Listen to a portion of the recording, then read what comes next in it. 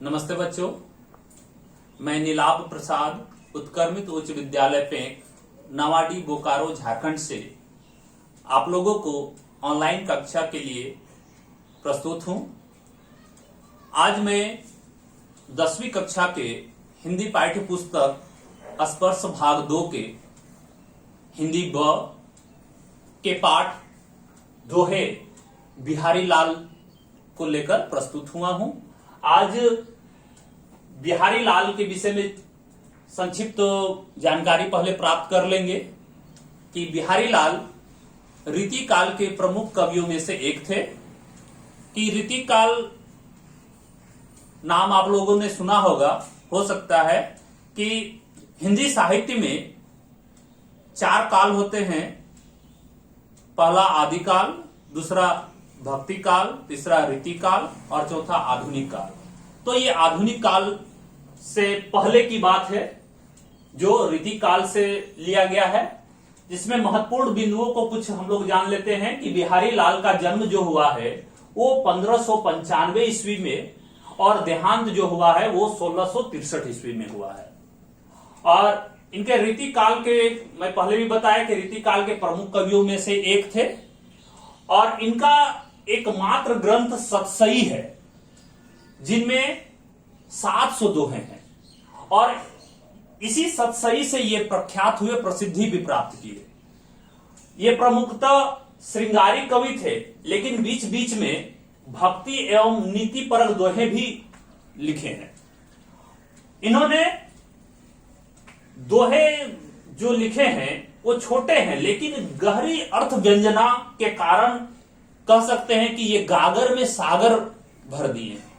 इनका एक पंक्ति जो दोहा है इसी से संबंधित कि सतसैया के दोहरे अरुणावक के तीर, देखन में छोटे लगे घाव करे गंभीर। तो यानी कि इनका छोटा दोहा है लेकिन अर्थ बहुत ही गहरा निकलता है, इस कारण से ये कहा गया है। इनकी काव्य भाषा यदि देखी जाए तो साहित्यिक ब्रज भाषा है और इसमें कुछ बुंदेलखंड के में भी अपना समय व्यतीत किए थे, इसलिए उनके दोहों में बुंदेलखंडिक भाषा के शब्द का भी समावेश हुआ है। और इनके गुरु जो थे आचार्य केशव दास थे। तो ये इनके संक्षिप्त जीवनी है और इनके काव्य भाषा के बारे में भी हम लोग जान चुके हैं। तो इसके बाद हम लोग दोहे जो है इनके सतसई के, उन्हीं में से दोहों में से कुछ दोहे हम लोग इस पाठ में पढ़ने जा रहे हैं। पहला है कि शब्दार्थ को पहले हम लोग जान लेंगे कि गात, गात यानी शरीर, शैल यानी पर्वत, आतपु यानी धूप, दीर्घ दाग यानी प्रचंड गर्मी, लुकाई यानी छिपाना, शो यानी शपथ, नटी यानी मना करना, भवन यानी भवन। तो इस तरह से और भी शब्दार्थ है जो आगे हम लोग जानेंगे। तो सबसे पहले इनके दोहों को पढ़ता हूं और आप लोग भी सुनिए। सोहत ओढ़े पीतु पटु, श्याम सलोने गात, मनो नीलमणि शैल पर आतपु परियो प्रभात। कहलाने एकत बसत, यही मयूर मृग बाघ, जगतु तपोवन शोकियो, दीर्घ दाध निधाद। बरतस लालच लाल की, मुरली धरी लुकाई, सोह करे भो हनु हसे, देन कहे नटी जाई। कहत नटत रीझत खिझत, मिलत खिलत लजियात, भरे भौन में करत हैं, नैनो ही सब बात। इनका अगला दोहा है। बैठी रही अति सघन बन, पैठी सदन तन माह, देखी दोपहरी जेठ की, छाहो चाहती छाह। कागद पर लिखत न बनत, कहत संदेश लजात, कहे ही सब तेरो हियो, मेरे ही की बात। प्रगट भये द्विराजकुल, सुबस बसे ब्रज आई, मेरे हरो कलेश सब, केशव केशव राई। जप माला छापे तिलक, सरे न एको कामू, मन कांचे नाचे वृथा, सांचे राचे रामू। तो इस प्रकार से इसका पाठ हम लोग कर सकते हैं, और पाठ करने के बाद हम इनके भावार्थ को जानेंगे कि एक एक करके दोहे का भावार्थ इस प्रकार है। सोहत औढ़े पीतुपट, श्याम सलोने गात, मनो नीलमणि शैल पर, आत्म परियो प्रभात। देखिए, मैं पहले भी बताया हूं कि ये प्रमुखतः श्रृंगारी कवि थे, लेकिन बीच बीच में भक्ति और नीतिपरक दोहे भी लिखे हैं, जिसमें से यहां श्रृंगार के साथ साथ भक्ति का भी समावेश हुआ है। यानी यहां पर श्री कृष्ण की सुंदरता का वर्णन है। श्री कृष्ण की सुंदरता का वर्णन करते हुए कहते हैं कि पीले वस्त्रों से सुसज्जित ये श्याम वर्ण वाले श्री कृष्ण जब सोकर उठते हैं तो ऐसा लगता है मानो कि नीलमणि शैल पर, यानी शैल का मतलब बताए हैं कि पर्वत, नीलमणि पर्वत पर जब सूर्य का प्रकाश यानी पीला प्रकाश पड़ता है तो अत्यंत ही शोभायमान महसूस होता है। दिखने में भी ऐसा लगता है कि पूरी तरह से उस पर आकर्षित हो जाते हैं। उसी तरह श्री कृष्ण का रूप भी है, जो शरीर है, तन है, वो श्याम रंग का है, और उस पर जो पीला वस्त्र होता है वो अति ही सुंदर और अति शोभायमान लगता है, बहुत ही सुंदर।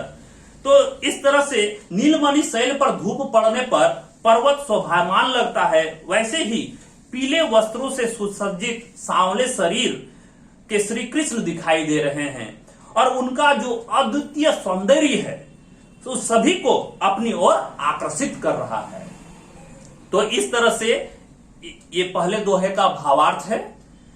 दूसरा दोहा है, कहलाने एकत बसत, यही मयूर मृग बाघ, जगतु तपोवन शोकियो, दीरध दाघ निदाघ। देखिए, इस दोहे के माध्यम से बिहारी लाल जी कहते हैं कि जो सज्जन होते हैं, जो अच्छे लोग होते हैं, वे कहीं भी जाए, या जंगल में हो, गांव में हो, शहर में हो, लेकिन उसका अलग ही महत्व हो जाता है।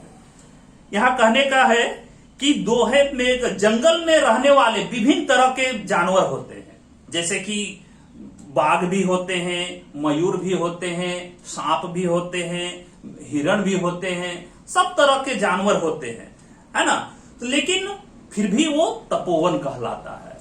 और कहते हैं कि यदि जंगल में सांप, मोर, हिरण, बाघ एक साथ रहते हैं और इन सब की प्रवृत्ति और स्वभाव भी है, वो सब भिन्न भिन्न है, सब अलग अलग तरह के स्वभाव के रहने वाले हैं, किंतु कितनी भी प्रचंड गर्मी क्यों ना हो, लेकिन सभी वहीं पर वास करते हैं, वहीं रहते हैं। क्योंकि कहते हैं कि जंगल में यदि साधुओं का निवास हो जाता है तो वो तपस्वियों का भूमि कहा जाता है। यानी जो सज्जन पुरुष होते हैं, या जंगल में हो या कहीं भी हो, वो तपस्वियों की भूमि कहा जाता है। अर्थात सत्पुरुष किसी भी क्षेत्र में हो, उनके गुणों का जो बखान होता है उसको कहने के लिए नहीं, बल्कि उनका जो गुण होता है अपने आप सर्वत्र व्याप्त हो जाता है। यानी सद्गुण के गुणों का प्रकाश अपने आप चारों ओर फैल जाता है। तो ये है दूसरे दोहे का भावार्थ। अब हम लोग चलते हैं तीसरे दोहे में। बतरस लालच लाल की, मुरली धरी लुकाई, सोह करे भो हनु हसे, दैन कहे नट जाए। देखिए, यहां पर श्री कृष्ण और गोपियों के बीच यहां पर मधुर रास लीला रची गई है। उस पर यहां पर श्रृंगार परक दोहे में इसको शामिल किया गया है कि किस तरह गोपियां जो है श्री कृष्ण की बांसुरी छिपा लेते हैं। वो इसलिए कि गोपियां श्री कृष्ण के बातचीत कर आनंद पाना चाहती है, कि वो जानती है, गोपियां भी जानती है कि श्री कृष्ण बांसुरी की धुन में यदि लीन रहेंगे, बांसुरी बजाते रहेंगे, तो हमसे बात वो नहीं करेंगे। इसलिए उनकी बांसुरी को ही वो छिपा लेती है, और इसलिए उन्होंने श्री कृष्ण के बांसुरी को छिपाकर ये शपथ भी लेती है, शपथ भी लेती है और कहती है कि हमने बांसुरी नहीं छिपाई है, लेकिन मन ही मन श्री कृष्ण को तंग करने के लिए वो हंसती भी है। और श्री कृष्ण द्वारा बांसुरी नहीं देने की बात कहते हैं कि जब श्री कृष्ण कहते हैं कि बांसुरी दो, मेरी बांसुरी दो, तब कहते हैं कि नहीं, हमने तो बांसुरी छिपाया ही नहीं है ना। तो इस तरह यह कहकर मना कर देती है।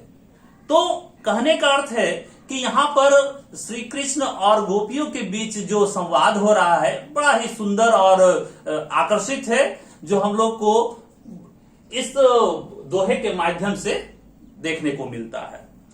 इसके बाद अगला जो दोहा है, कहत नटत रीझत खिजत मिलत खिलत लजियात भरे भवन में करत हैं नैनु ही सब बात।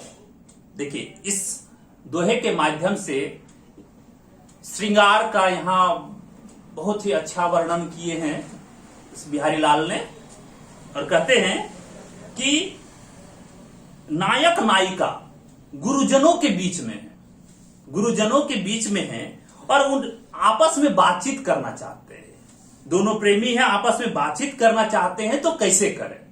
इसके लिए नायिका मना कर देती है कि लेकिन दोनों आपस में बातचीत करें, फर्दर नेत्रों के सहारे से बातचीत करना चाहती है कि भाई आपस में हम लोग बातचीत कैसे करें, तो नेत्रों के सहारे से बातचीत करें। और इस तरह से आदान प्रदान करते हैं और नायक नेत्रों के द्वारा कुछ कह देता है। जो प्रेमी होता है वो नायिका को कुछ नेत्रों के माध्यम से कह देता है और नायिका उसे मना कर देती है आंखों ही आंखों में। नायक उनकी मनाही को पर वो न्यौछावर हो जाता है और इस पर नायिका और खींच जाती है। और जब नायिका और खींच जाती है, वो अपनी दृष्टि घुमा लेती है और बाद में यह सोचकर नायक क्या कह रहा है इसके विषय में वो और उसकी ओर देखती है। और इस प्रकार दोनों की निगाहें क्या होता है, अचानक मिल जाती है और नायक हंस देता है। तो जिससे खिजी हुई नायिका अपने किए कराए पर लज्जित भी हो जाती है।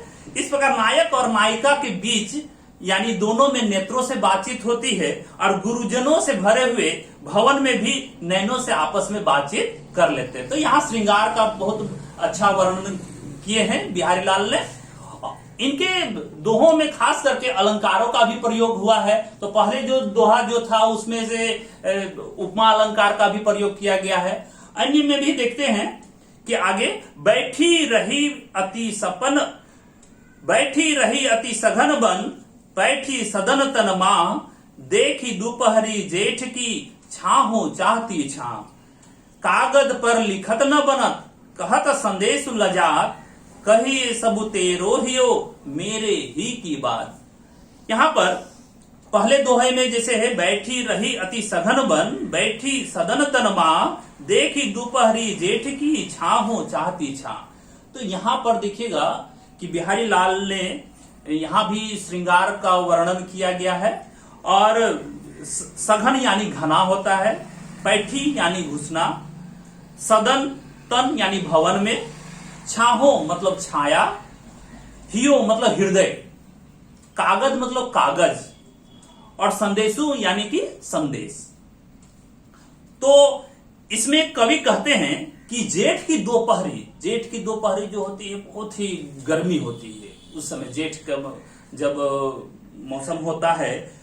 और भवन में अत्यंत घने बगीचे के पास बैठी हुई है और जेठ की दोपहरी में उसे देखकर ऐसा लगता है जैसे छाया ही छाया चाहती हो। मतलब इतनी धूप है, इतनी गर्मी है कि छाया भी छाया चाह रही। यानी यहां पर कह सकते हैं कि अलंकार का प्रयोग किया गया अतिशयोक्ति अलंकार, यानी छाया भी छाया चाहती है।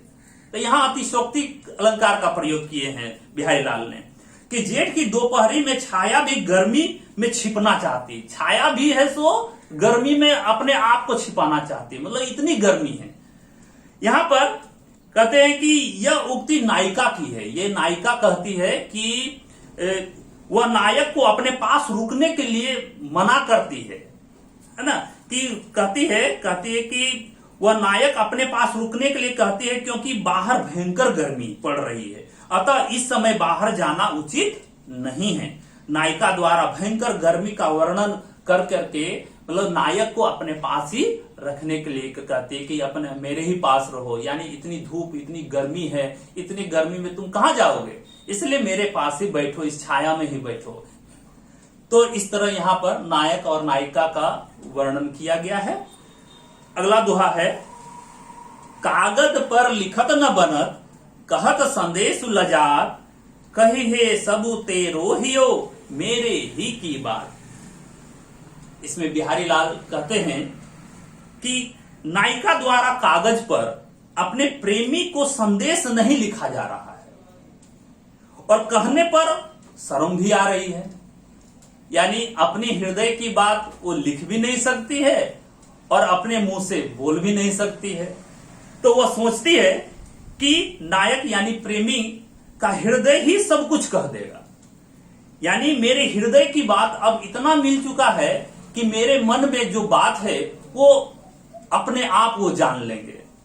तो इस तरह अर्थात प्रेमी प्रेमिका का यहाँ हृदय एक दूसरे को इतना नजदीक हो गया है कि दोनों एक दूसरे की बात को जानने और समझने में भी मतलब कि कोई अतिशयोक्ति नहीं है, कोई ये नहीं है कि नहीं हो सकता, यानी मन की बात मन में एक दूसरे से हम लोग कर सकते हैं बिना लिखे हुए, बिना बात किए हुए। तो इस तरह से पहला इस तरह से यहाँ पर दोहा खत्म होता है इस वीडियो में। अगले वीडियो में कुछ ऐसे भी और दोहे लाएंगे और कुछ प्रश्नोत्तर भी जानेंगे। तो आज यही समाप्त करते हैं। धन्यवाद।